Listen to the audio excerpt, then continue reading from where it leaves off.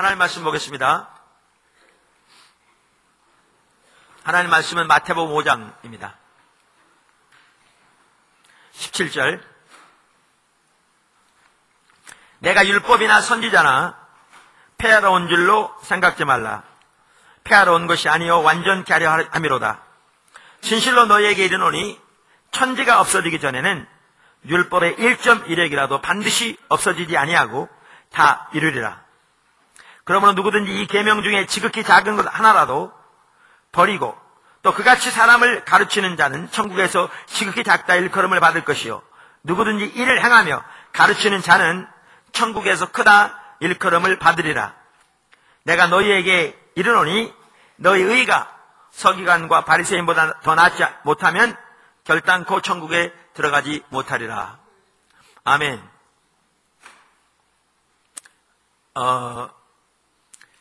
그러니까 하나님께서 최근에 이렇게 죄송합니다. 웬 이사야? 마태복음을 쭉 살펴보면서 우리를 어떠한 삶으로 이렇게 초청하고 계신가가 이렇게 분명합니다. 그래서 하나님 나라 백성의 삶으로 우리를 초청하고 계시죠. 그래서 권전사님이 그러시더라고요. 우리가 오이코스에서 각 이렇게 교재들을 가지고 공부하는데 오이코스에서 주일 낮 설교를 각자 적어서 삶에서 적용하고 따라가는 것을 나누면 좋겠다. 왜냐하면 교회를 통해 지금 하나님이 구체적인 일을 하고 계신데 이렇게 교재를 나가다 보니 그게 이렇게 희석되는 경향이 있다. 그래서 이번 회의 이제 토요일 날 모여서 이제 얘기 나누고 곧바로 그렇게 하려고 합니다. 근데 하나님께서 구체적으로 우리들에게 지금 하나님의 길로 이렇게 말씀하시고 인도하고 계십니다. 그래서 그 부분들을 여러분들이 이렇게 잘 유념하셔야 합니다. 심지어 성탄절 예배 혹은 송규현신 예배를 통해서도 동일한 맥락에서 하나님께서 우리에게 하나님의 길로 인도하고 계십니다. 그러면서 하나님 나라 백성의 삶을 사는데 가장 중요한 것이 자세라고요. 그래서 마태복음 5장에서 7장에 나오는 하나님 나라 백성의 삶에 있어서도 가장 먼저 자세를 말하죠. 우리가 이미 살펴본 8가지 자세는 우리가 반드시 유념하고 그 은혜가 우리에게 부어지기를 늘 지속적으로 갈망하고 또 우리 눈앞에 그 자세를 또렷이 바라보면서 우리가 그 가운데 서서 행해야 할 8가지 자세라고요. 늘 마음이 가난한 것, 애통한 것, 온유한 것, 의에 줄이고 목마른 것, 긍휼히 여기는 것, 화평케 하는 것, 나눠지지 않은 한 마음, 청결한 마음, 의를 위하여 핍박을 받는 자세와 마음.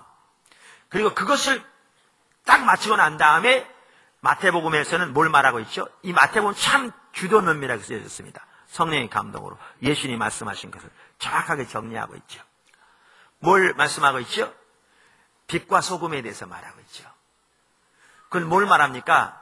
지난주에 그렇게 하나님께서 강조하신 것처럼 우리가 하나님 나라 백성으로 살아가는 데 있어서 아주 중요한 요소 중에 하나가 뭐냐? 우리의 신분을 올바로 아는 것이라는 거죠.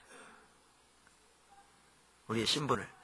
그리고 우리는 우리 신분에 합당한 삶을 살기로 결단하셔야 한다 그 말이죠.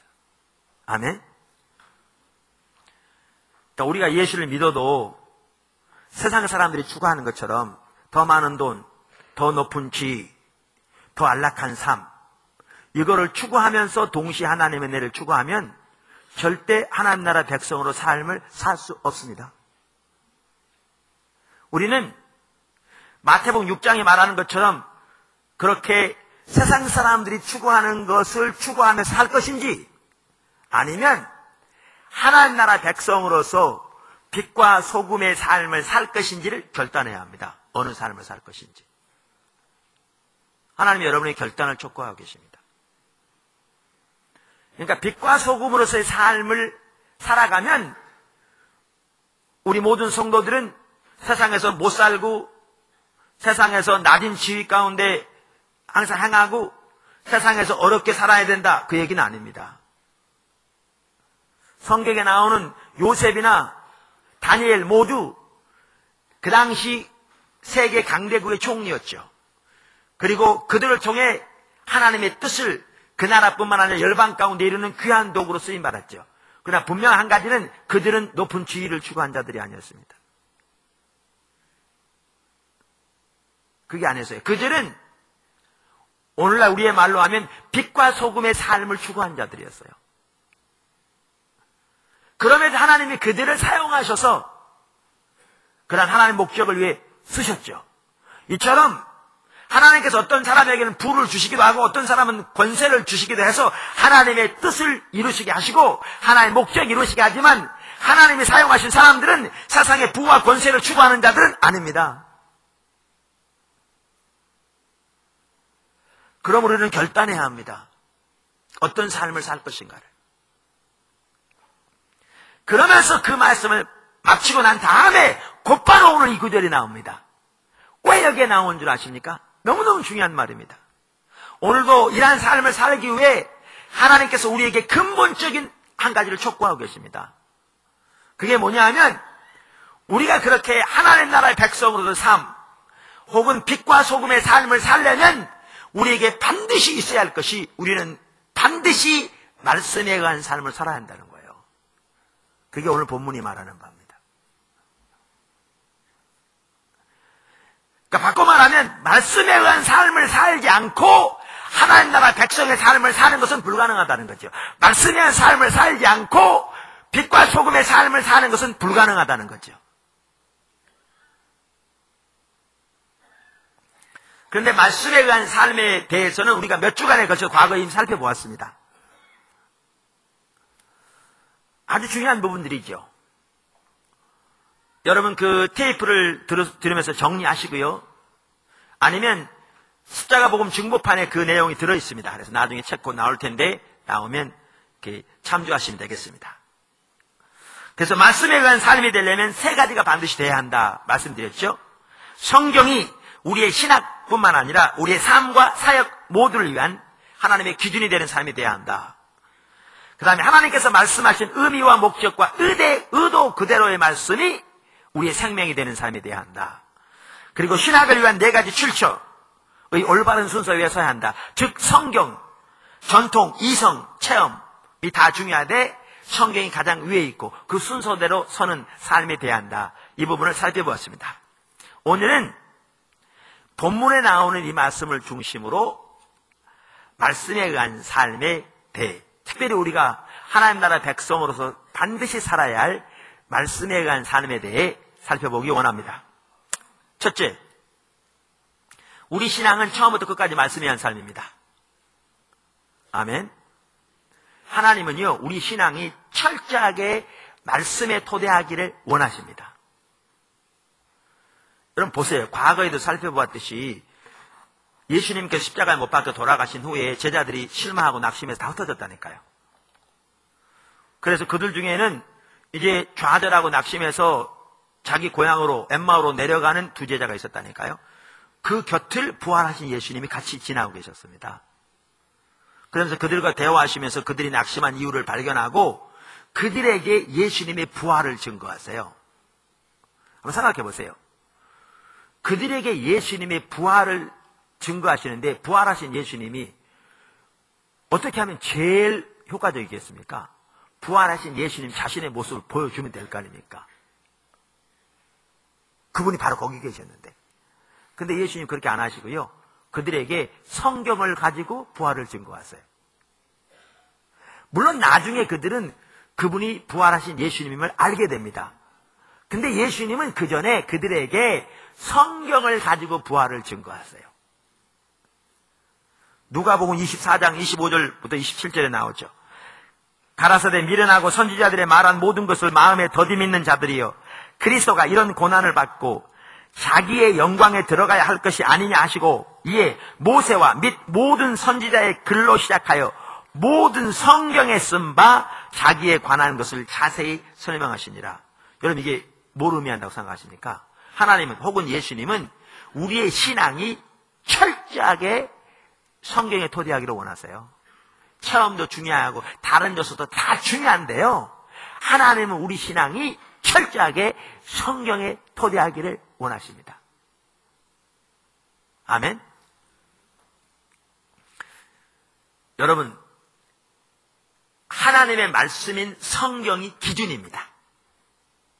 기준. 이 성경 66권 정경이라고 그러잖아요.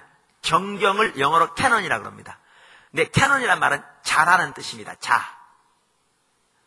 기준이란 말이죠. 기준.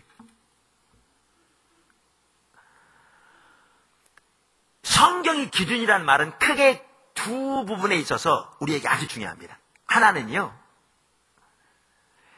그 기준에 우리의 삶을 비춰봐야 우리 자신을 점검할 수 있습니다. 우리 집에, 우리 안방에 체중계가 하나 있는데요. 안 맞는 체중계가 있어요.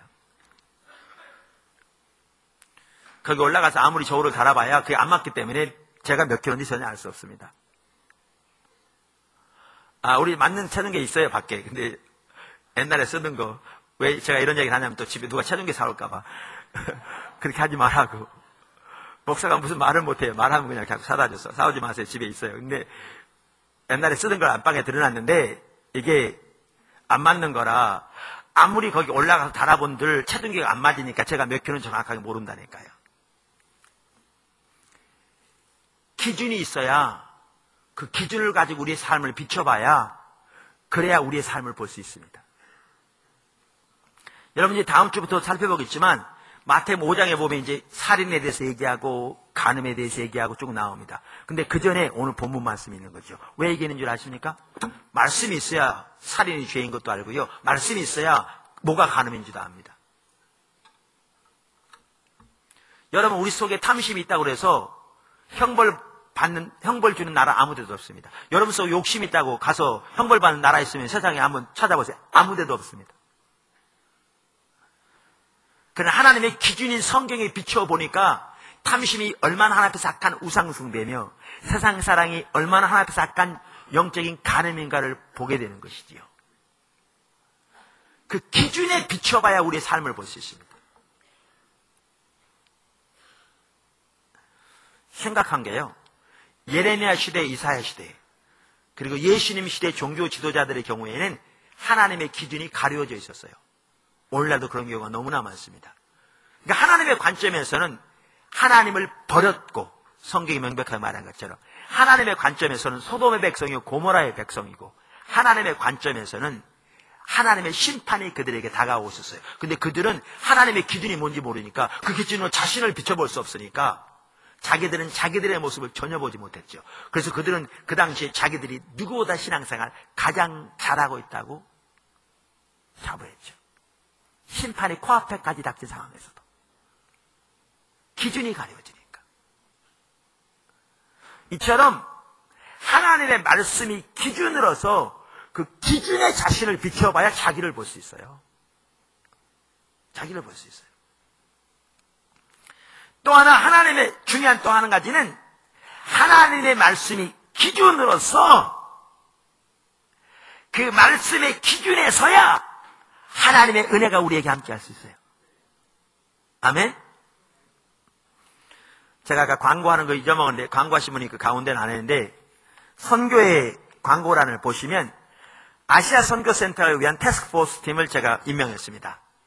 이제 아시아 선교센터 곧 건축 들어가야 돼요.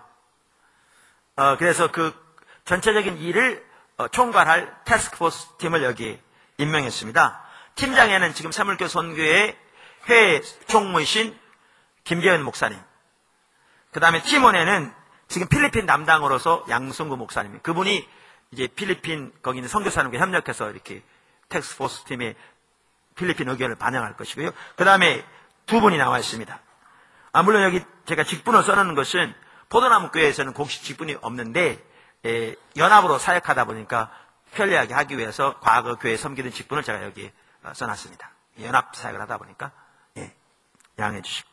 자, 그래서 이제 새로 되어진 그 전체적인 구도에 맞춰서 이제 설계가 들어갑니다. 그 설계에 있어서는 그 전체적인 구도를 잡아주신 부산의 유길준 교수님께서 수고해 주실 겁니다. 수고해 주시기로 하셨어요. 너무 감사하죠. 자, 근데 보세요. 건축을 하려면 설계가 있어야 돼요. 설계가 있어야 돼요. 설계도면이. 포도나무교회 지체 중에요. 건설회사를 하시는 분도 계시고, 건설회사 현장 소장으로 수년 동안 근무하신 분도 몇 분 되시고, 건설업계에 종사하신 분이 많습니다. 근데 건설을 아무리 오래 해도요, 설계도면이 없으면 절대로 건물을 올바로 못 짓습니다. 못 짓습니다. 근데 이 성경이 설계도면입니다.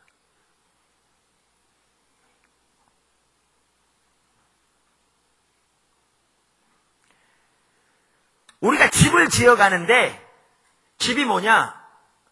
우리의 신앙생활이고 교회의 삶이죠. 집을 지어가는데 이 설계도면대로 지어져 가야 하나님의 은혜가 함께 하시는 하나님의 의도하신 집이 지어집니다.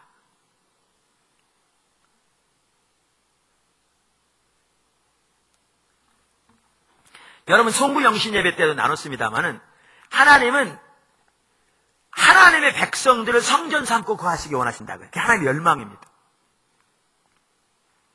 신약에 보면 하나님의 성전이 두 개가 있습니다.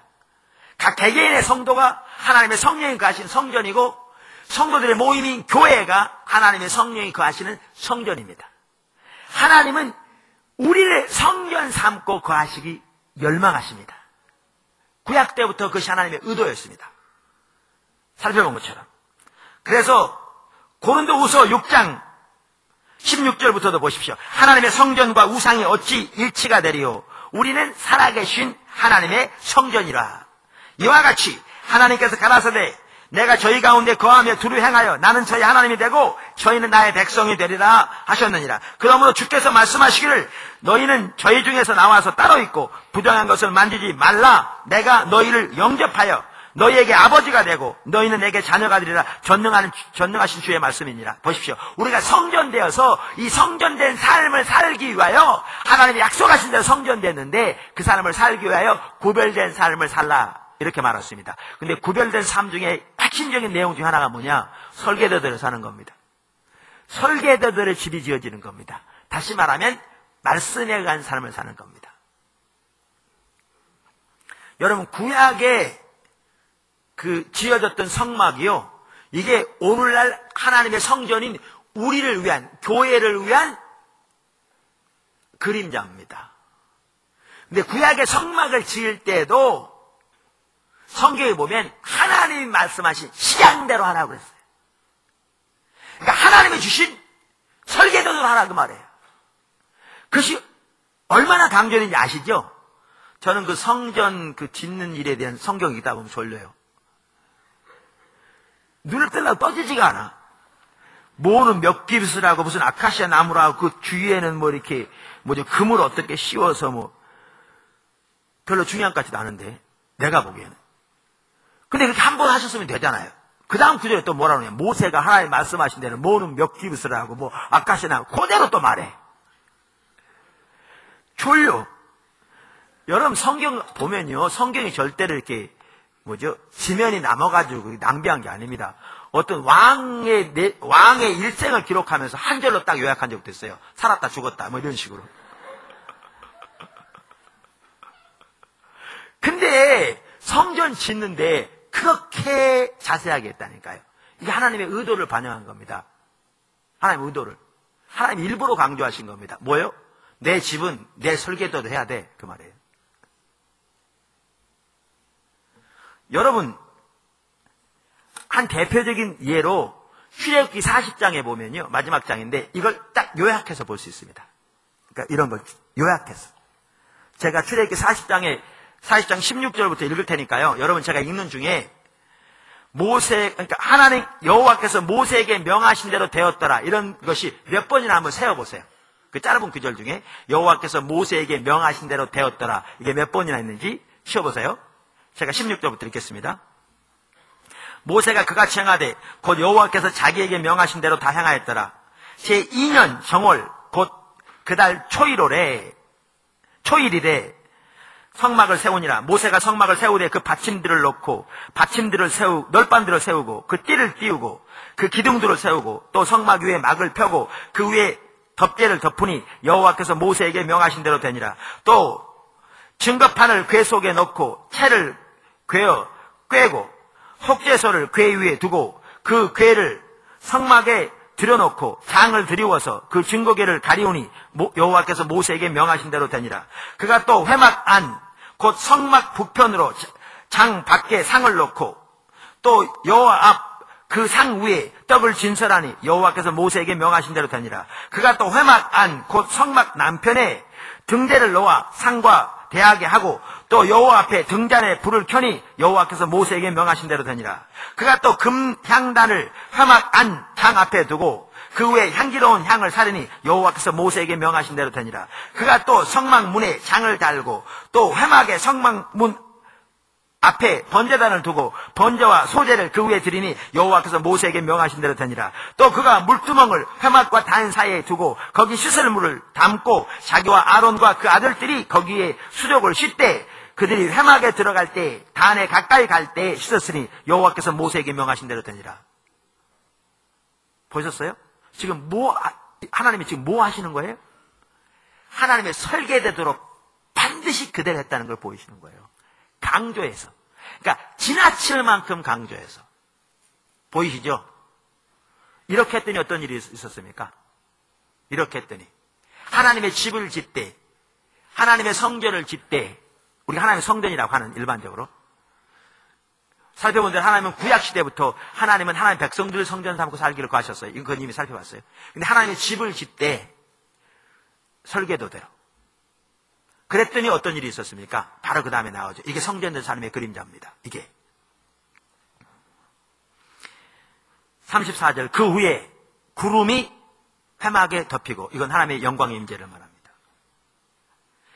여호와의 영광이 성막에 충만하며 모세가 회막에 들어갈 수 없었으니 이는 구름이 회막 위에 덮이고 여호와의 영광이 성막에 충만함이었으며, 구름이 성막 위에서 떠오를 때에는 이스라엘 자손이 그 모든 행하는 길에 앞으로 발행하고, 구름이 떠오르지 않을 때에는 떠오르는 날까지 발행하지 아니하였으며, 낮에는 여호와의 구름이 성막 위에 있고 밤에는 불이 그 구름 가운데 있음을 이스라엘의 온 족속이 그 모든 행하는 길에서 친히 보았더라.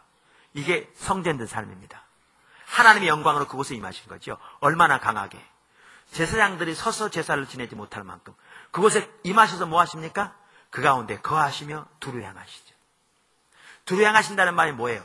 그 가운데 거하시며 그들에게 하나님의 길로 인도하실 뿐만 아니라 앞서가시며 그들을 지도하시면 그들이 하나님의 행하신 믿음으로 따라가면 하나님께서 그들을 통해서 하나님의 일을 이루시는, 하나님이 그들의 보호자가 되시며 그들의 인도자가 되시며 그들 가운데 역사하시며 그들을 통해서 역사하시는, 이게 아까 고린도후서 6장에서 내가 너희 가운데 행하며 그 가운데 두루 행하며 나는 너희 하나님이 되고 너희는 내 백성이 되리라고 말씀하신 성전된 삶의 약속의 한 부분입니다.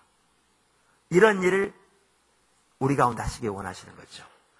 그리고 성전의 궁극적인 성전이 뭐라고요? 이미 살펴본 대로 우리 개개인의 삶과 우리 개개인과 교회가 성전인데, 이 말은 뭘 보여주냐면 하나님께서 우리의 삶과 교회가 구약의 성막이 그랬듯이 하나님의 블루프린트, 하나님의 설계도대로 세워져서 그 가운데 그렇게 거하시면서 그 가운데서 운행하시면서 하나님의 뜻을 이루시고 그 가운데 하나님의 생명이 넘치게 하시기를 원하시는 것이 하나님의 의도입니다.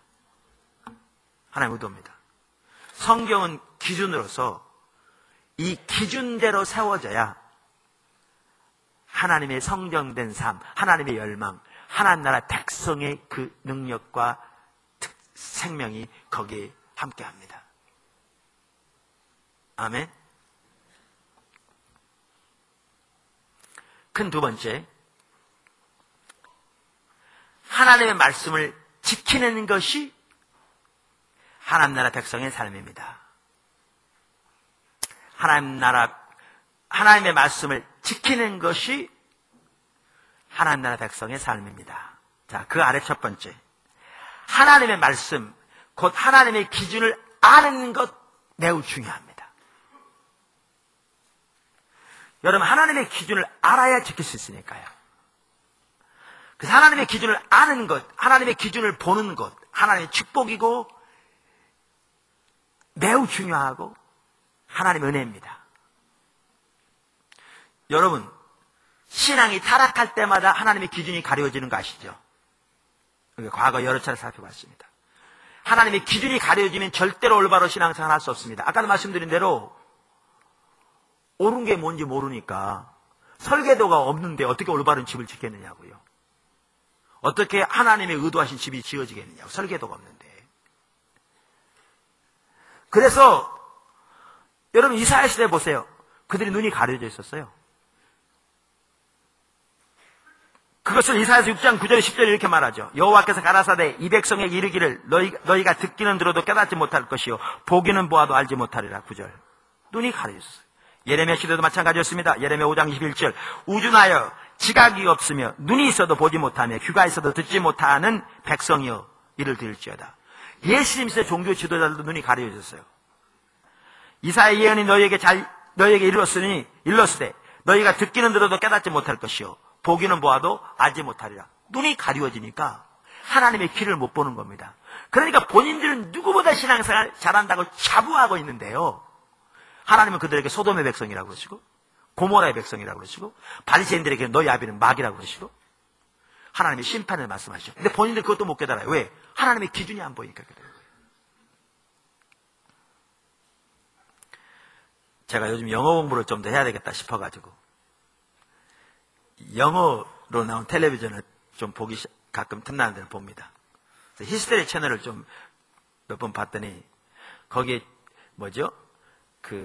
헤롯 대왕이 증축한 원래 그 스룹바벨 시대에 지어졌던 성전을 헤롯 대왕이 증축한 거거든요. 그 성전에 대해서 이렇게 다큐멘터리가 나오더라고요. 와, 근데 대단하더만요, 그 규모가. 산을 메꿔가지고 토대를 만들어가지고 지었는데요. 성전 뜰에 50만 명이 들어갈 수 있었답니다. 성전 뜰에. 근데 그게 그냥 생바닥이 아니고 이렇게 4층으로 된 기둥을 세워가지고 건물로 바닥을 만들었는데요. 그 위에 50만 명이 올라가는데 그게 지탱되는 겁니다. 그 규모가 엄청나요. 이렇게 1마일, 이렇게 1마일, 1.6km, 1.6km. 그러니까 그 당시 제자들이 그걸 볼 때 얼마나 놀랐겠어요. 그 당시 종교자들이, 지교 지도자들이 하나님 이렇게 함께 하신다. 그러니까 제가 그러죠. 선생님 이걸 좀 보세요. 너무너무 놀라운 일이었죠. 근데 예수님 그러시잖아요. 돌 위에 돈 하나 남지 아니하리라. 하나님의 관점을 모르니까 그 당시 종교 지도자들은 하나님의 심판의 코앞에까지 닥쳐와 있는데도 그 사실을 전혀 모르죠. 근데 실제로 예수님 말씀대로 되졌죠. 한 세대도 지나기 전에 서기 70년에. 근데 이처럼 하나님의 기준을 보는 게 중요합니다. 하나님의 은혜입니다. 하나님의 기준이 보이지 않으면 절대로 올바른 신앙생활 못합니다. 그래서 여러분 아세요? 하나님이 하나님 백성을 회복시키시려면 제일 먼저 뭐 하시느냐? 하나님의 기준부터 회복시키십니다. 분별력을 열으세요. 하나님의 은혜로. 그래서 이사야서 30장만 보아도 이 부분을 잘 알 수 있습니다. 이사야 30장은 하나님께서 하나님의 백성을 회복시키시는 과정에 대해서 말하는 구절이거든요. 20절. 주께서 너에게 환난의 떡과 고생의 물을 주시나 내 스승은 다시 감추지 숨기지 아니하리니 내 눈이 내 스승을 볼 것이며 너희는 우편으로 치우치든지 좌편으로 치우치든지 너희가 우편으로 치우치든지 좌편으로 치우치든지 내 뒤에서 말소리가 내 귀에 들려 이르기를 이것이 정론이 너희는 이리로 행하라 할 것이며 너희가 너희 조각한 우상에 입힌 은과 부어 만든 우상에 올린 금을 더럽게 하여 불결한 물건을 던짐같이 던지며 이르기를 나가라 하리라. 여러분,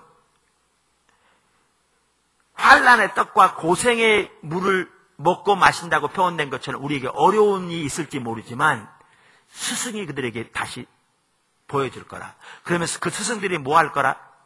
하나님의 길을 지시할 거라. 그래서 하나님의 백성들이 좌로 치우치고 우로 치우치면 이 길이 하나님의 길이니 이리로 행하라 하며 하나님의 길을 제시하게 될 것이라 그 말이죠. 이거요. 이게 축복입니다. 그래야 회복되거든요. 그러니까 회복에 대해서 말하면서 그 말이에요. 너희가 어려움을 당할지 모르지만 너에게 길이 제시될 거라. 그리고 하나님의 길, 하나님의 기준을 보아야 뭐가 되죠? 그래야 우리의 우상을 봐요. 그래야 우상을 봅니다. 여러분, 하나님의 기준 못 보면 우상 안 보입니다. 안 보입니다. 바리새인들을 보세요. 그들은 그 당시 동전의 형상이 있는데 시제 형상이 있었거든요. 하나님 앞에 헌금을 드릴 때 그 시제 형상에 절하는 것도 아님에도 불구하고 너희 앞에 어떤 형상도 두지 말라는 하나님의 말씀을 철저히 지키기 위해 하나님께 드릴 때는 형상이 없는 동전으로 바꿔드릴 만큼 형상을 배제했어요. 그러니까 본인들은 우상이 아무것도 없다고 자부했겠죠. 근데 그들 속에는 우상은 우리 속에 있는 건데 자기가 우상이었고요. 자기 탐심이 우상이었고요. 자기 개인적인 야망이 우상이었고요. 명예가 우상이었고요. 우상은 예레미야 시대 못지않게 많았습니다. 근데 안 보이죠. 왜 안 보이는 줄 아십니까? 기준이 보여져야 그거에 비춰진 자기의 모습이 보여야 우상이 보입니다. 그래서 이사야서 30장이 그 말이에요. 너희가 어려움을 당할지 모르지만 스승이 너에게 보여줘서 길이 제시될 것인데 그러면 너희가 우상을 보고 우상을 불결한 물건 버리듯이 버리게 될 거라 그 말이잖아요. 그래서 여러분 2000년 기독교 역사를 보아도요. 마틴 로이드 존스 목사님이 부흥책에서 그러죠. 하나님 부흥이 올 때마다 그 예비된 게 사신 일이 뭐냐? 오직 믿음으로 말미암은 의, 다시 말하면 하나님의 기준이 비춰진다라 그 말이죠. 기준 중에 핵심 중에 하나가 오직 믿음으로 말미암은 의인데 이와 같이 하나님의 기준이 가려지면 절대로 올바른 신앙생활을 할 수 없고 우리가 신앙이 회복되려면 하나님의 기준이 비춰지는 것이 필수이기 때문에 하나님의 기준을 보는 것, 하나님의 말씀을 보는 것, 하나님의 말씀을 통해 하나님의 기준을 깨닫는 것이 은혜요 중요합니다. 아멘. 근데 두 번째, 이제 그 두 번째 아래 두 번째죠. 근데 우리 신앙생활은 하나님의 말씀을 향하는 겁니다. 우리 신앙생활은 하나님의 기준을 지키는 겁니다. 하나님의 기준을 아는 것, 하나님의 기준을 보는 게 너무너무 중요함에도 불구하고 기준을 보는 것만으로는 절대로 충분하지 않습니다. 기준을 보는 것은 그 가운데 행하기 위한 수단에 불과합니다. 아무리 기준을 잘 보았다 할지라도 행하지 않으면 그것은 아무런 의미가 없습니다. 여러분 오늘 읽은 본문에 이건 우리가 예비적으로 전체적인 개요를 살펴볼 때도 언급했습니다마는 예수님께서 뭐라고 말씀하시죠? 너희의 의가 바리새인의 의보다 낫지 않으면 결코 하늘나라에 들어갈 수 없다고 그랬어요. 뭐하고 말씀하신 다음에 하나님 말씀에 작은 것이라도 행치 아니하고 다른 사람에게 그렇게 가르치는 자는 하나님 나라에서 작은 자가 될 것이요 행하고 가르치는 자가 큰 자가 될 거라고 하시면서 하신 말씀이죠. 그러면 우리의 의가 바리새인보다 더 나아야 된다고 말씀하셨는데 그 중에 하나가 뭔지 아세요? 바로 이 부분입니다. 말씀을 행하는 거죠. 여러분 바리새인들은 율법주의적인 신앙을 가지고 있었습니다.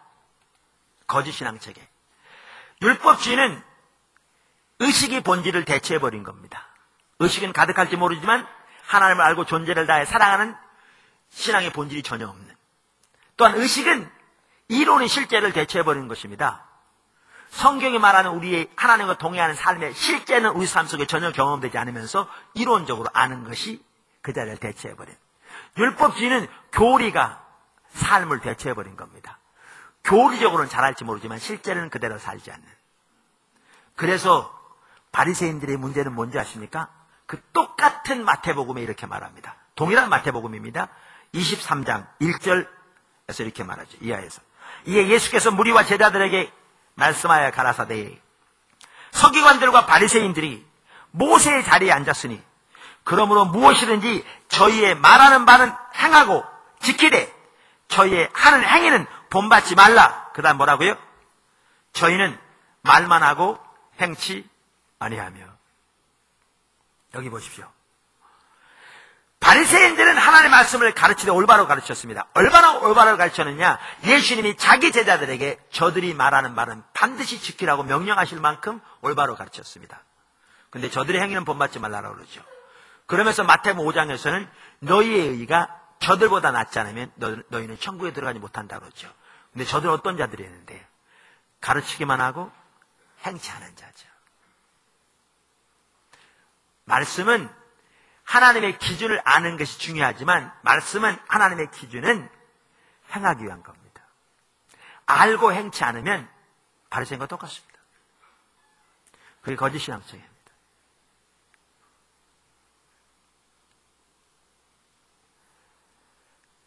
그래서 하나님 나라 백성의 삶은 하나님의 말씀을 행하는 것임을 반드시 기억해야 될 줄로 믿습니다.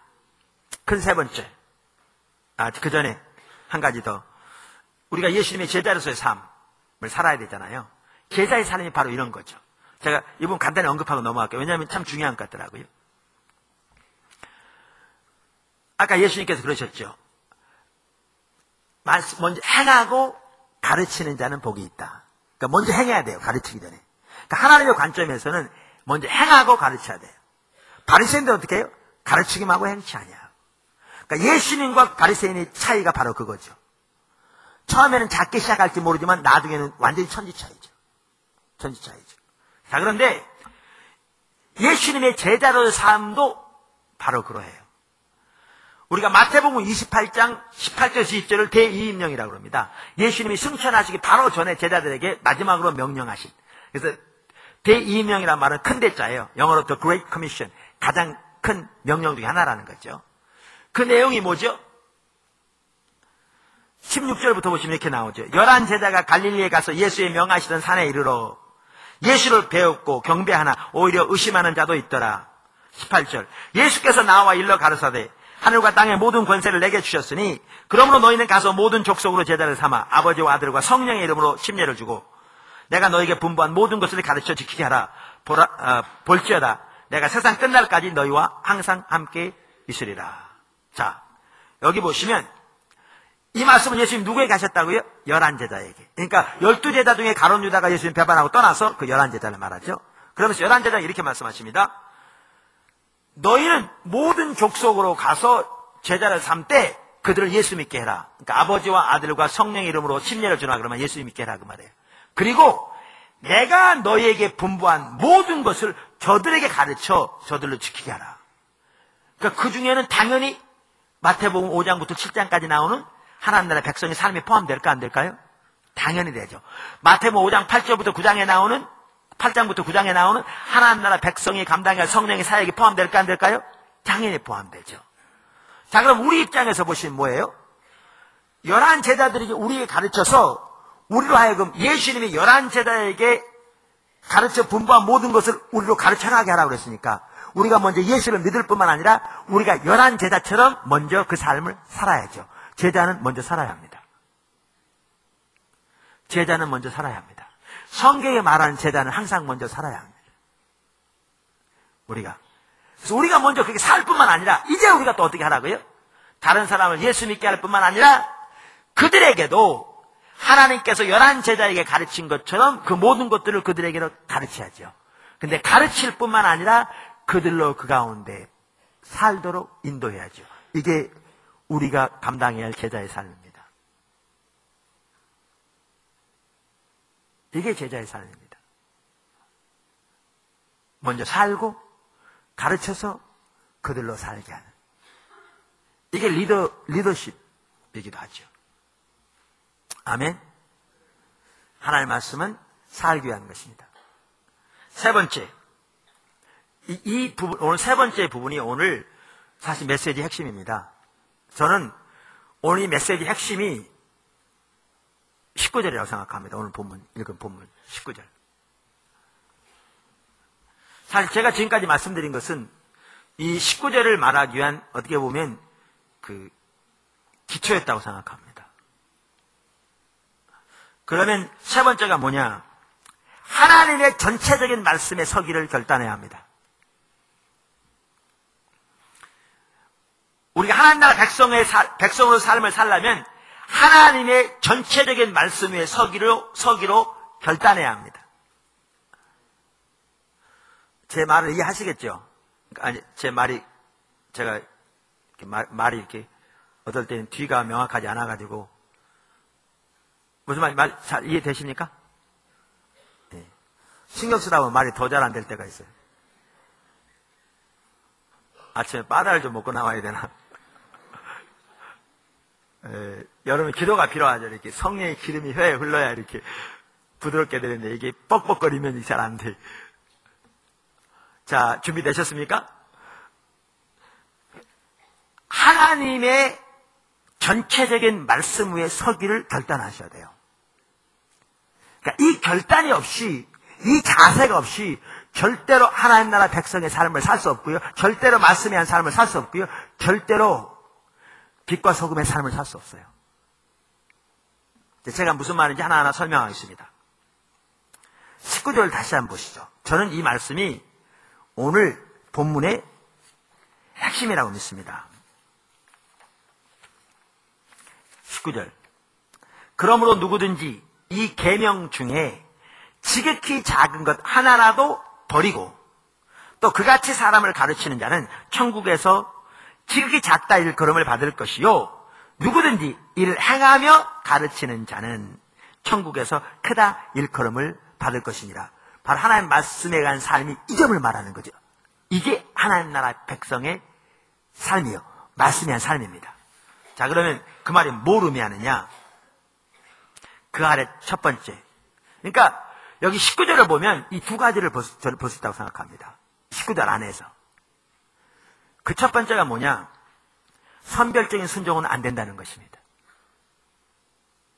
여기서 명백하게 말해주는 그게 뭐냐? 선별적인 순종으로는 안 된다는 거죠. 선별적인 순종을 가지고는 하나님 나라 백성의 삶을 살 수 없다는 겁니다. 선별적인 순종을 가지고는 하나님이 기뻐하시는 삶을 살 수 없다는 겁니다. 선별적인 순종을 가지고는 빛과 소금의 삶을 살 수 없다는 것입니다. 아멘? 여러분, 불순종의 가장 전형적인 형태가 선별적인 순종입니다. 예수 믿는 사람 중에 성경에 나오는 하나님의 말씀에 대해서 전혀 관심도 없고 나는 이거 상관 안 해. 나는 예수를 믿지만 나는 이 성경에 대해서는 관심도 없어. 나는 내 마음대로 사는 거야. 이렇게 사는 사람은 아마 제가 보기에는 한 사람도 없을 겁니다. 만약에 그런 사람이 있다면 그 사람은 예수 안 믿는 사람이죠. 왜냐하면 예수를 진정으로 믿는다면 그 속에 성령님이 와 계실 텐데 성령님이 그 속에 와 계시면 절대로 그런 사람을 사는 건 가능하지 않아요. 그러니까 성경에 대해서 그러한 자세를 가지고 있는 사람은 한 사람도 없을 겁니다. 문제는 뭐냐 하면 하나님을 믿는 하나님의 백성들 가운데 팽배한 불순종의 자세가 선별적인 순종인 거죠. 내가 원하는 건 순종하고 내가 원치 않은 건 안 순종하는 거죠. 내게 도움이 되는 건 순종하고 내게 부담이 되는 건 적당히 넘어가는 거죠. 그게 예나 지금이나 하나님의 백성들에게 있는 불순종의 가장 전형적인 형태입니다. 근데 그것은 기억하실 것은 전적인 불순종과 똑같습니다. 전적인 불순종과 똑같아요.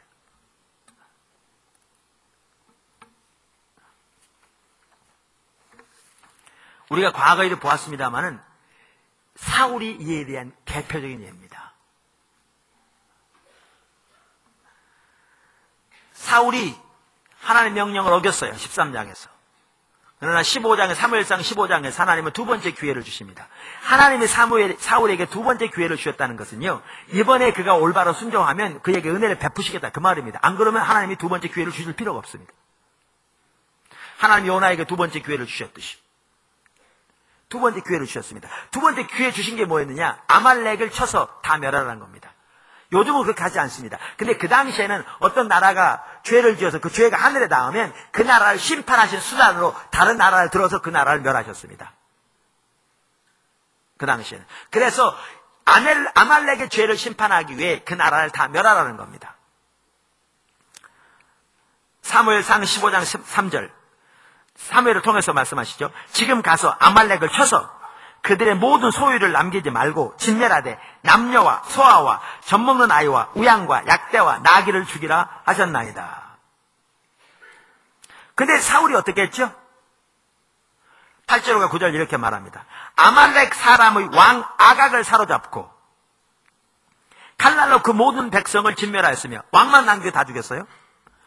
9절 사울과 백성이 아각과 그 양과 소의 가장 좋은 것 또는 기름진 것과 어린 양과 모든 좋은 것을 남기고 진멸키를 즐겨하지 아니하고 가치 없고 낮은 것은 진멸하리라.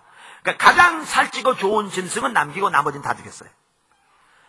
그러니까 프로테지로 따지면 사울은 90% 이상을 순종한 겁니다. 그러니까 당연히 사울은 자기 자신이 순종했다고 생각했습니다. 그러니까 사무엘이 사울을 직면하갔을 때 첫 마디가 뭐였느냐? 순종했다는 겁니다. 사무엘상 15장 13절. 사무엘이 사울에게 이른즉 사울이 그에게 이르되 원컨대 당신은 여호와께 복을 받으소서. 우리가 오늘 인사했잖아요. 새해 복 많이 받으세요. 그랬는데 사울이 사무엘을 만나자마자 인사가 그거였어요. 하나님께 복 많이 받으세요. 그러면 사는 말에 뭐였느냐? 내가 여호와의 명령을 행하였나이다. 왜 본인이 행했다고 생각해? 90% 이상을 순종했거든요. 근데 하나님은 어떻게 생각하셨게요? 하나님은 그가 불순종했다고 해서 그를 더 이상 왕되지 못하게 버렸다고 말씀하십니다. 바로 그 윗절 10절에 사무엘에게 이렇게 말씀하시죠. 여호와의 말씀이 사무엘에게 임하니라 가라사대 내가 사울을 세워 왕 삼은 것을 후회하노니 그가 돌이켜서 나를 쫓지 아니하며 내 명령을 이루지 아니하였음이니라 하신지라. 보시죠. 불순종했다는 겁니다. 그리고 왜 차이가 있죠? 사울은 선별적인 순종을 순종으로 여긴 겁니다. 하나님은 선별적인 순종을 전적인 불순종으로 여긴 겁니다. 이게 관건입니다. 그러니까 이 말은 성경에 나와 있는 하나님의 기준 중에 단 하나라도 어기면 그 사람은 불순종한 거라 그 말 아닙니다. 그렇게 하면 예수님 외에 아무도 순종할 사람이 없습니다. 이 말은 하나님께서 명령하신 것 중에 우리가 원하는 것은 선별적으로 취하고 우리가 원치 않은 것은 버리는 이 자세는 전적인 불순종과 똑같다 그 말입니다. 근데 여러분, 이러한 선별적인 순종의 배후에는 항상 뭐가 있느냐? 탐심이 있습니다. 개인적인 야망이 있습니다. 자기중심적인 삶이 있습니다. 사울도 그랬습니다. 왜 아각을 남겼느냐? 그 당시에는요, 전쟁에서 이기면 상대방 왕의 목을 백성들이 보는 앞에서 밟았습니다. 여러분, 사무엘이 사울을 직면하러 갔을 때 벌써 사울이 기념비를 세워놨잖아요. 승전 기념비를 세우는 겁니다. 자기를 기념해서. 그리고 백성들 앞에서 자기가 승리했다는 걸 과시하기 위해서 왕을 살린 겁니다. 보세요. 자기 개인적인 야망, 자기 중심적인 삶, 자기 탐심이 전혀 내리지 않고 이것에 따라서 자기에게 유익한 것은 순종하고 자기에게 불리한 것은 불순종하는 그것이 선별적인 순종입니다. 여러분, 오늘날 하나님의 백성들 삶 속에 선별적인 순종의 자세가 너무너무 팽배합니다. 그리고 그 배후에는 개인적인 야망과 탐심과 세상사랑과 자기중심적인 삶이 있습니다. 이것을 가지고는 절대로 하나님 나라 백성의 삶을 살 수 없습니다. 말씀이 한 삶 불가능합니다. 그것이 말씀을 버린 삶입니다.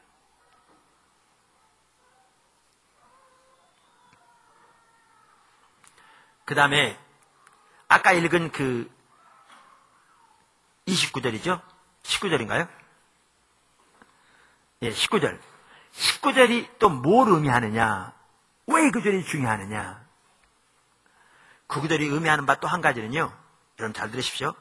한 부분이라도 무너지면 나머지 무너지는 건 쉽습니다.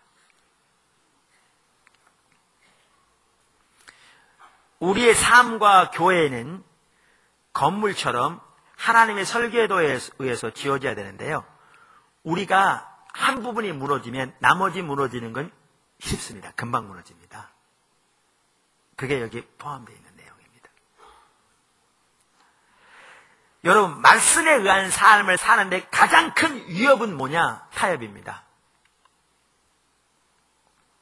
근데 한 부분에 타협하기 시작하면 모든 부분에 타협하는 것은 순식간에 되어집니다.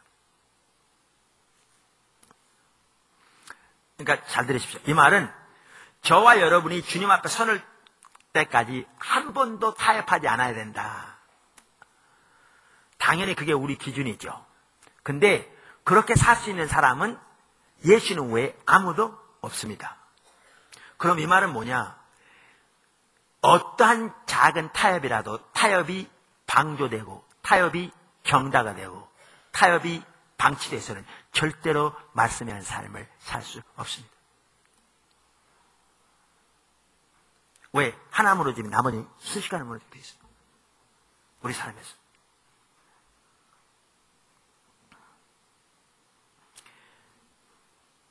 하나가 용납되면 나머지는 다 무너지게 돼 있습니다. 그럼 어떻게 해야 되느냐? 지금까지의 모든 죄를 회개하고 우리의 삶이 하나님의 전체적인 말씀 위에 서기를 결단하셔야 합니다. 이게 오늘 본문의 핵심입니다. 여러분, 우리가 넘어질 수 있습니다. 저도 넘어집니다. 수없이 엎어질 수 있습니다. 코 깨집니다. 그러나 우리는 회개하고 돌이켜 다시 일어나야 합니다. 또다시 넘어질 수 있습니다. 또다시 엎어질 수 있습니다. 또다시 코 깨질 수 있습니다. 그러나 다시 회개하고 일어나서 하나님의 말씀 위에 전반적으로 서기를 결단하셔야 합니다. 우리가 타협한 것이 방조되고 용납되어지고 정당화되는 자세로는 절대로 말씀의 삶을 살지 못합니다. 안 됩니다. 그럼 보세요. 하나 무너지면 다 무너지는 것이 쉽습니다. 쉽습니다. 그래서 우리가 하나님 앞에 철저하게 회개하고 서서 하나님의 전체적인 말씀 위에 서기를 결단하고 서야 하나님 그것의 삶을 빚어가실 겁니다. 하나님이 저와 여러분을 다루실 때 절대로 한꺼번에 다루지 않습니다. 한꺼번에 다루어서 살아날 사람 아무도 없습니다. 그러나 우리가 그 자세를 가지고서 서야 하나님이 우리를 다뤄가실 때 우리가 빚어지지, 그 자세 없으면 절대로 다뤄지지 않습니다. 절대로 빚어지지 않습니다. 절대로 세워지지 않습니다. 절대로 말씀이 한 삶은 가능하지 않습니다. 절대로 하나님과 동행하는 삶은 가능하지 않습니다. 그리고 이렇게 우리의 삶이 전체적으로 말씀 위에 서기를 결단하고 그렇게 따라가는 데는 담대함이 필수입니다. 담대함이 필수입니다. 여러분, 저기 잘 들으십시오. 우리가 하나님의 말씀에 순종하려면, 혹은 하나님의 말씀에 한 삶을 살려면, 아니면 하나님께서 우리를 인도하신 데에 순종하려면, 주님을 따라가려면 우리에게 반드시 두 가지가 필요합니다. 이 두 가지 없이는 우리 절대로 순종할 수 없고요. 절대로 주님 못 따라갑니다. 그 두 가지가 뭐지요? 과거에도 살펴봤는데 대가지불과 스티그마를 지는 겁니다. 주님 따라가려면 대가지불 없이는 불가능합니다. 성경에 나와 있는 모든 하나님의 사람들 보십시오. 그들은 주님의 인도에 순종하기 위해서 반드시 대가를 지불했습니다. 대가 지불 없는 순종은 가능하지 않습니다. 그 자체가 불가능합니다. 뿐만 아니라 하나님을 따라가려면 하나님의 길을 이해하지 못한 사람들도 오해도 받고 멸시도 받고 조롱도 받고 핍박받고 받는, 이게 스티그마를 치는 겁니다. 이것 또한 예수님을 비롯해서 신구약의 모든 하나님의 사람들이 다 졌던 겁니다. 근데 하나님 따라가려면 반드시 대가지불과 스티그마를 치는 것이 필수입니다. 여러분 보세요. 오늘날 우리가 하나님의 말씀에 순종하려고 한다고 말하면서 왜 못하는 줄 아세요? 대가지불을 원치 않기 때문에 못하는 겁니다. 아까 말씀드린 우리는 예수를 믿으면서도 천국 갈 확신이 있다고 생각할지 몰라도 우리는 하나님 나라의 백성으로서 살아가는 목적이 다르고 살아가는 방법이 다르고 하나님의 기준이 다른데, 그 사람을 살기보다 우리는 세상 사람들이 추구하는 거 그대로 추구한다니까요. 더 많은 돈, 더 많은 지위, 더 많은 권세, 더 안락한 삶, 그걸 똑같이 추구하면서 하나님 말씀의 삶을 살려고 그러니까 안 되죠. 대가지불이 돼야죠. 안 되는 거죠. 우리 목적이 다른데 안 되는 거죠. 그러니까 우리가 좀 더 돈 많이 벌 기회가 생긴다는 거는 순종하지만, 돈 버는 일에 소매 미칠 것 같으면 우리는 적당히 넘어가죠. 그러니까 선별적인 순종밖에 남는 게 없죠. 그러니까 하나님 앞에서는 불순종밖에 남는 게 없다고요. 왜요? 대가지불을 거부하기 때문에. 그리고 왜 대가지불이 안 되느냐? 살아가는 목적이 잘못되어 있으니까요. 추구하는 바가 잘못되어 있으니까요. 마태복음 6장에서 예수님께서 이제 앞으로 살펴보겠지만, 너희는 무엇을 먹을까 무엇을 마실까 염려하지 말라. 이 말은 염려하지 말란 말뿐만 아니고요, 거기 쭉 보시면 그거 추구하지 말란 말이에요.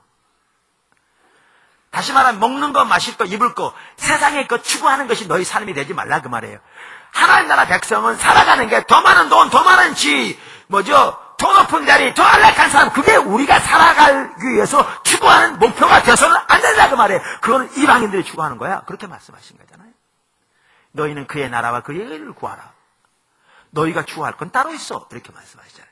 그러니까 추구하는 것부터가 달라져야 말씀의 삶도 가능합니다. 세상 사람과 똑같은 걸 추구하면서 절대로 말씀의 삶을 살지 못합니다. 그러니까 사람들은 말씀을 지키는 게 어렵다 그러죠. 말씀을 지키는 게 어려운 게 아니고요. 성경은 쉽다고 말하는데 어려운 게 아니고요. 삶이 조정되지 않아서 그렇습니다. 삶이 조정되지 않아서. 대가 지불과 스티그마 지는 것이 없이 절대로 순종 못합니다. 안 되게 돼 있습니다. 여러분 아주 간단한 예로 성도가 누가 이렇게 아파서 하나님께서 성령으로 지금 많이 역사하시겠다고 가서 기도해 주라고 우리 그런 마음을 많이 주시다고 그러잖아요. 여러분 그거 한 번 가서 기도해 주기만 위해서도요 대가 지불 없이 불가능합니다. 시간을 내야 될 거고요. 가서 기도해 주기 쉬운 줄 아십니까? 여러분이 힘은 안 하지만 가서 30분이건 1시간이건 경배하면서 주님 기다리면서 상대방 얘기를 들어주면서 상대방 기도하는 거예요. 많은 영적인 에너지가 필요합니다. 상대방에 대한 관심이 필요합니다. 시간이 필요합니다. 희생이 필요합니다. 그 하나만 하더라도 대가 지불 없이 불가능합니다. 근데 우리는 어떻게 하느냐? 하나님 뜻이 이루어지긴 원해요. 하나님 역사도 원하고 하나님 뜻이 이루어지는 것도 원하고 하나님께 귀하게 쓰임받기도 원하고 근데 문제는 뭐냐면 대가를 지불하기 원치 않아. 하나님 말씀대로 살기 원합니다. 주님의 나라의 그 능력이 내 삶 속에 역사하기 원합니다. 나는 하나님 나라 백성으로 사람의 생명이 넘치는 삶으로 살기 원합니다. 근데 대가 지불을 원치 않아. 이건 불가능한 일입니다. 그래서 담대하게 대가 지불 스티그마를 기꺼이 치고 하나님의 말씀 위에 전반적으로 서기를 결단하셔야 합니다. 이렇게 결단하시려면 우리가 살아가는 목적이 하나님 나라와 의가 되어야 합니다. 그렇게 조정하게 되시길 주님을 축원합니다. 주님이 그것을 우리에게 촉구하고 계십니다. 반복적으로.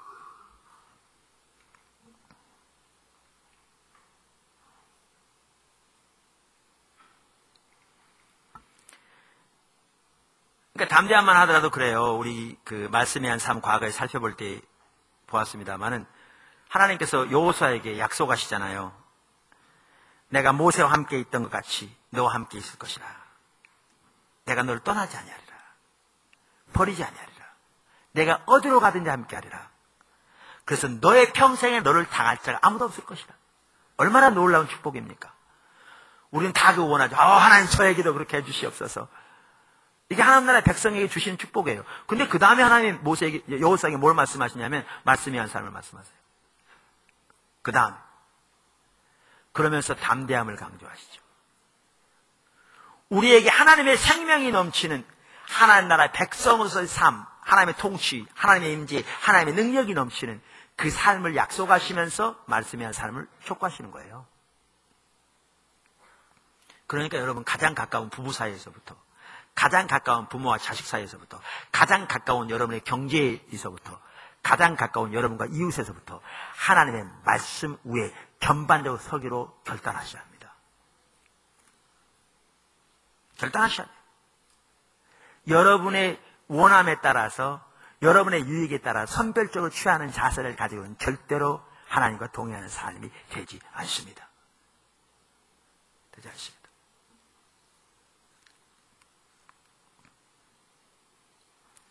마지막으로 네 번째, 큰 네 번째입니다. 저는 이것도 아주 중요한 부분이라고 생각합니다. 그리고 오늘 본문이 강조하는 부분이라고 생각합니다. 말씀에 의한 삶은 하나님의 약속의 성취를 신뢰하는 것입니다. 아멘.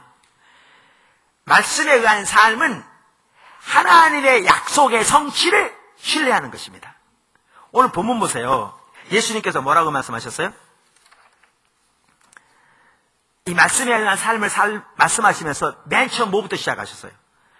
내가 율법이나 선지자나 폐하러 온 줄로 생각지 말라. 폐하러 온 것이 아니요 완전케 하려 함이로다. 진실로 너희에게 이르노니 천지가 없어지기 전에는 율법의 1.1핵이라도 없어지지 아니하고 반드시 다 이루리라. 이렇게 번역하면 더 좋겠죠? 여러분, 율법에 보면요, 그 히브리어 문법 중에 이오타라는 것은 딱 이렇게 한 이런 획이에요.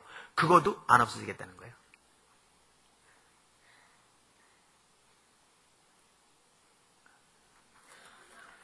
말씀에 관한 삶을 살려면 하나님이 약속하신 말씀은 반드시 이루신다는 신뢰 가운데 서야 됩니다. 우리가 이사야 하반부에 나오는 회복과 부흥에 대한 유업이 오늘날 우리에게 아주 중요한 유업이라고 그랬잖아요. 요즘 그 갓피플에서요, 인터넷에서 그 잡지를 만들더라고요. 그래서 많이 배포해요. 창간호가 나왔어요. 근데 어떻게 알았는지 그 편집자가 저한테 1년 동안 글을 써달라고 그래서 제가 글을 쓰기 시작했습니다. 그래서 그 이사야 하반부에 나오는 회복과 부흥의 유업을 지금 써가고 있어요. 그래서 창간호한테 잘 나왔더라고요. 예. 그런데 이 시대에 하나님께서 우리에게 제시하고 계시는 그 하나님의 약속 유업 중에 가장 핵심 것 중에 하나가 이사야 하반부나 회복과 부흥입니다. 근데 거기에 보면 세 가지 약속이 이렇게 엉켜 있다고 그랬잖아요. 바벨론 포로에서 이스라엘 백성들이 회복될 것. 고난의 종으로 오실 메시아를 통해 하나님의 백성이 구속될 것. 그 다음에 교회 회복과 부흥이 거기 나와 있다고 그랬잖아요. 근데 보세요. 바벨론 포로에서 이스라엘 백성들이 회복될 거요. 그 당시 바벨론 포로로 잡혀가 있는 이스라엘 백성들에게는, 구체적으로 유다 백성들에게는 그 말이 꿈처럼 들렸을 겁니다. 예레미야를 통해서 70년만 회복하리라는 거요. 이방의 대국에 노예로 끌려와 있고 나라는 패망하고 다 흩어져 지리멸만 한데 자기들이 회복될 거라는 거요. 그거는 꿈에도 상상치 못할 일이었죠. 애굽의 종살이 살던 이스라엘 백성들이 회복될 것도 마찬가지였고. 근데 우리가 잘 아는 대로 하나님 말씀하신 그대로, 그리고 지난 그 송구영 신예배도 잠시 말씀드린 것처럼 서기전 538년에 바사국의 고레스 왕에 의해서 바벨론이 멸망합니다. 그리고 고레스 왕이 된 원년에 유다 백성들로 예루살렘으로 돌아가도록 칙령을 내릴 뿐만 아니라 돌아가 성전을 짓도록 칙령을 내립니다. 그래서 스룹바벨의 인도하에 유다 백성 5만 명이 예루살렘 돌아옵니다. 꿈 같은 일이 일어났죠. 근데 와서 성전을 짓기 시작했는데요. 2년도 되기 전에 중단됐습니다. 왜냐하면 주변의 나라들이 유대 나라 커지면 위협이 될까봐 시기해서 계속 고자질하는 겁니다. 못 짓게 방해할 뿐만 아니라 바사국에. 특별히 사마리아 사람들이 많이 반대했습니다. 그래서 고레스 왕 다음으로 왕된 아닥사스다. 이 아닥사스다는 느헤미야 시대 아닥사스다는 다른 아닥사스다입니다. 아닥사스 1세입니다. 그 왕이 칙령을 내려서 성전을 못 짓게 합니다. 법으로 금해버렸습니다. 그 성전 짓는 게 15년 동안 방치됩니다.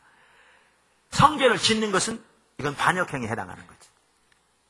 나라가 몰살당할 위기를 처하는 겁니다. 그런데 그 아닥사스다가 죽고 다리오가 왕 됐는데 다리오 2년째 다시 학교와 선지자를 통해서 하나님께서 성전 지으라고 촉구하기 시작합니다. 근데 그때도 반대가 유효했는데요.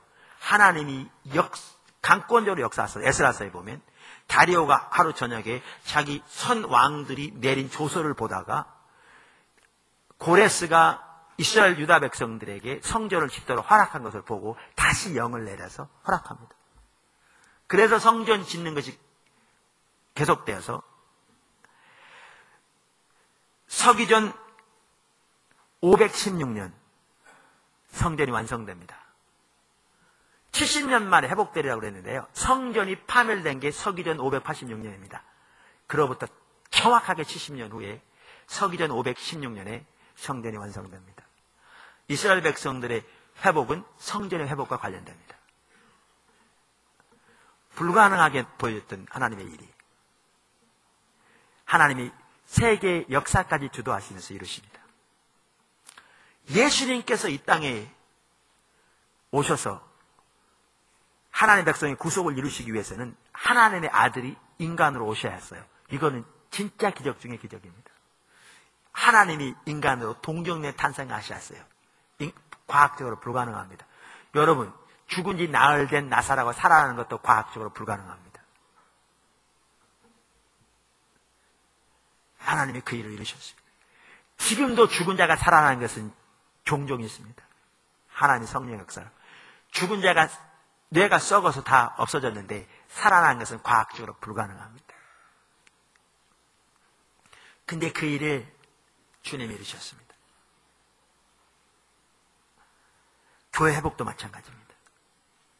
하나님의 부흥도 마찬가지입니다. 여러분이 말씀에 의한 삶을 살 때 반드시 가져야 할 자세는 하나님이 말씀하신 그대로 반드시 이루실 것이라는 신뢰입니다. 그게 없으면 말씀에 의한 삶을 살지 못합니다. 제가 가끔 말씀드리잖아요. 처음 교회 개척할 때부터 개척하는데 쉽지 않더라고요. 뭐냐면 성도들이 성경 공부에 이렇게 참석하는 분도 그래요. 목사님이 좀 쉽게 가르치면 벌써 교회 옮겼을 텐데 그러는 거예요. 그러니까 제가 가르치는 내용이 너무나 부담스럽다는 거예요. 아니, 그렇게 말하는 분들이 그야말로 초신자도 아니거든요. 신앙생활 몇십 년 다 하신 분들이고, 큰 교회, 작은 교회, 목사님 오른팔, 왼팔 하는 분들이에요. 그렇게 헌신적인 분들이 말씀이 어려워서 교회를 못 올 정도면, 부담스러워서 못 올 정도면 누가 오게나 싶더라고요. 앞길이 깜깜하죠. 낙심되죠. 근데 그 당시에 저는 참 실망돼요. 근데 다시 일어날 수 있던 건 두 가지죠. 하나는 제가 보기에는 성경에는 다르게 말하고 있지 않더라고요. 또 하나는 결국 하나님이 오셔야 돼. 하나님이 어떻게 오실지 알 수 없죠. 그러나 하나님이 오셔야 돼. 하나님 부흥으로 임하셔야 돼.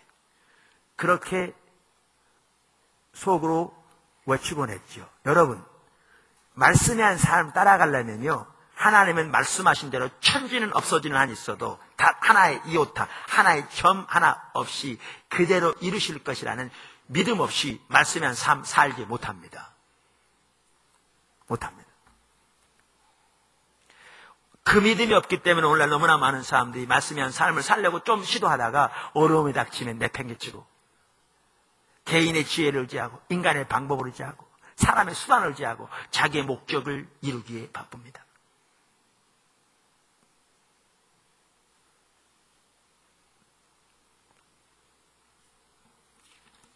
하나님의 약속은 반드시 이루어질 것입니다. 예수님께서는 그것을 그렇게 표현하셨습니다. 천지는 없어지는 한이 있더라도 하나님 말씀은 1점이라 틀림없이 하나도 패하지 아니하고 반드시 다 이루리라. 하나님이 반드시 이루실 약속 중에 하나가 뭐냐? 땅끝까지 이르러 복음이 증거될 거라는 거죠. 누가복음 24장에 보면 예수님이 제자들에게 구약이 나에 대해 증거한다. 그러면서 나에 대해 증거하되 크게 세 가지를 말한다. 그러면 그들에게 말합니다. 하나가 뭐예요? 메시아가 고난을 받을 것. 또 하나는 그가 부활할 것. 그때는 다 이미 이루어졌습니다. 부활하신 후에 하신 말씀이니까. 그러면서 이 복음이 땅끝까지 이르러 증거될 것이다. 그리고 너희가 이 증이다. 성경 여러 곳에서 땅끝까지 이르러 복음이 증거될 거라고 말씀하시면서 그때야 끝이 오리라고 하셨습니다. 반드시 이루어질 약속 중에 하나가 뭐냐? 땅끝까지 이르러 복음이 증거될 것입니다. 그 다음에 우리가 무엇보다도 반드시 기억해야 할 하나님의 약속이 이루어질 그 약속이 뭔지 아시죠? 새하늘과 새 땅의 약속입니다.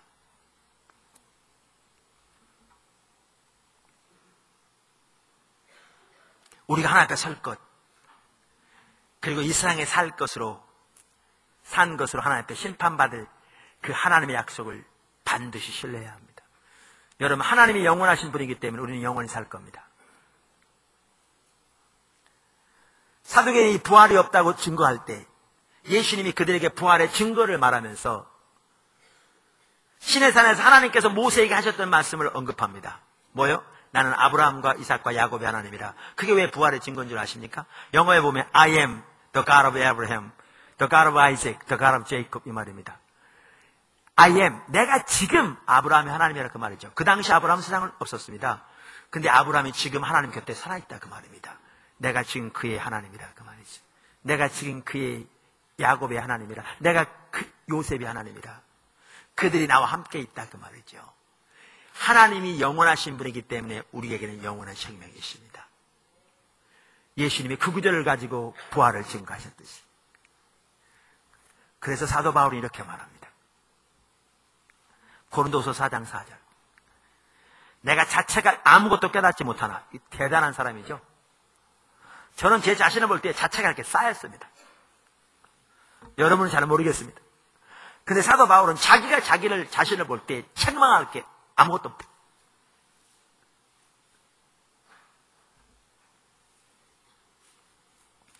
그런데 그게 의가 되지 못하죠. 그러면서 이렇게 말합니다. 깨닫지 못하나 그러나 이를 인하여 의롭다함을 얻지 못하리라. 다만 나를 판단하실 이가 주시니라.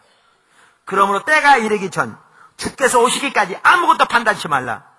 그가 어두움에 감추인 것들을 드러내고 마음의 뜻을 나타내시리니 그때 각 사람에게 하나님께서 칭찬이 있으리라. 보십시오. 바울은요,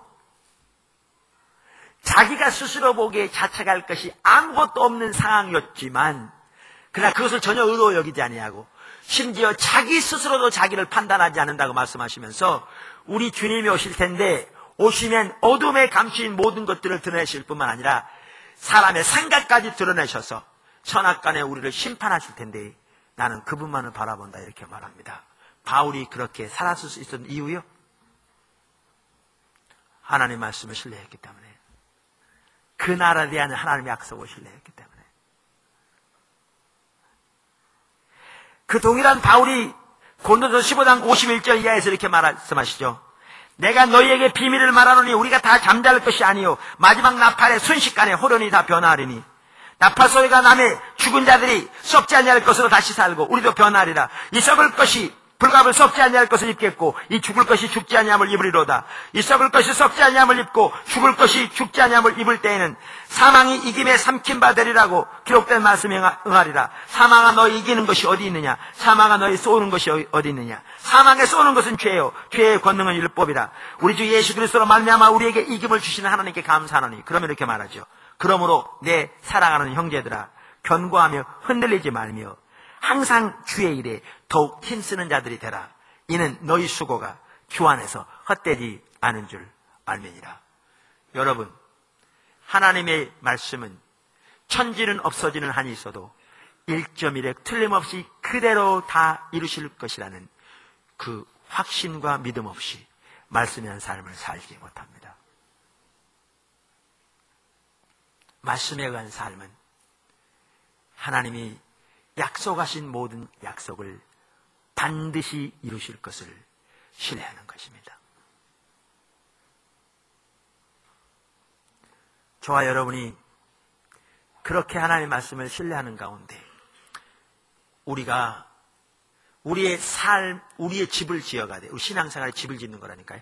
교회의 집을 지어가되 전반적으로 철저하게 하나님의 설계도에 맞춰서 지어 가기를 결단하는 저와 여러분이 되시기를 주님을 축원합니다.